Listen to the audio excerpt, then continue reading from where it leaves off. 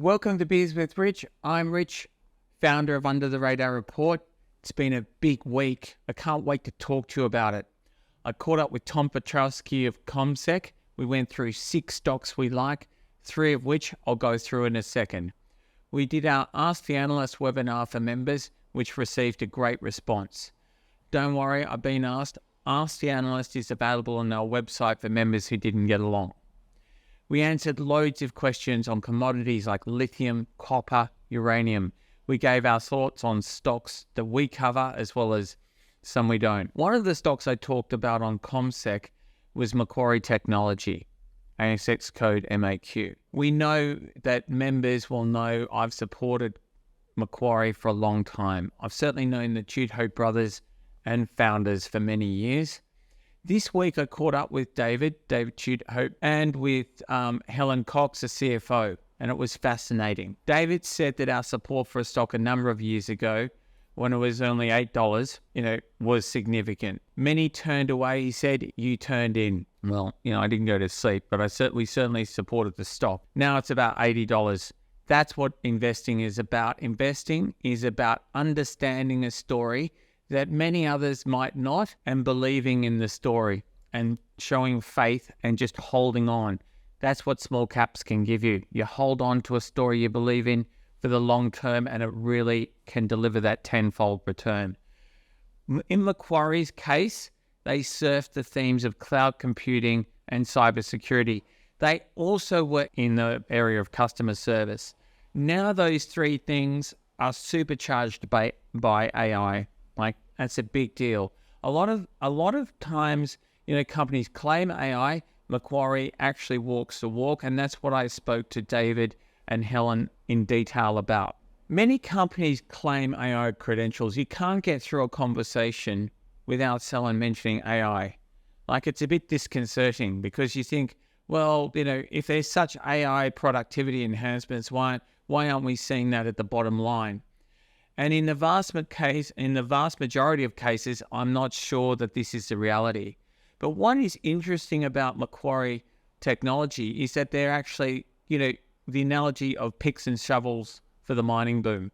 So basically, their new data center, IC3 Super West, which is due to start operating late 2026, that's a big deal, 45 megawatts. So when that commences, it's going to give Macquarie Technology a huge edge. So they can nail those big hyperscalers. We're talking Amazon, we're talking Microsoft, we're talking Google. These players put everyone else's use of the internet, even likes of Facebook, in the shade. And what's different about their need, the requirement that these guys have, is that it's at a whole nother level in terms of the energy or power required. You can't simply air cool. You need to liquid cool. So there's a lot of technology that's around that Macquarie Technology is on top of. So another stock I mentioned, the CommSec's Playside Studios. This stock produces computer games that run on their own platforms. They have IP, including Dumb Ways to Die. I know many people will be familiar with that. I certainly am. These games are powered by data processing units, or DPUs. This is like an advance on the more traditional CPUs, and these ones are a lot more powerful than DPUs. So this is what's powering AI. This is why they run so hot. The computer power you need is instantaneous. So it has to be instantaneous. This is what David talked at length about. So it can't even be delayed by a millisecond. When you watch these gamers, you'll know what I'm talking about. So no doubt Playside will occupy a corner of Macquarie's new data center. A third stock I mentioned, one I've been buying recently, outside of technology, Retail Food Group, RFG. If you don't know, RFG is a franchisor. Their brands include Gloria Jeans, Coffee's Donut King, Michelle's Patisserie, Crust Pizza. What we like about RFG is it's been recapitalized, so it's been completely revamped. It's got like a new base upon which to grow after a near-death experience. It's been a long story. But what it does have as well is a capital-light business model. Like the way to make money on small caps is by high returns on equity compounded by reinvestment.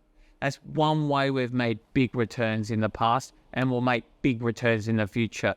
Hopefully, RFG is one of them. I'm certainly hoping.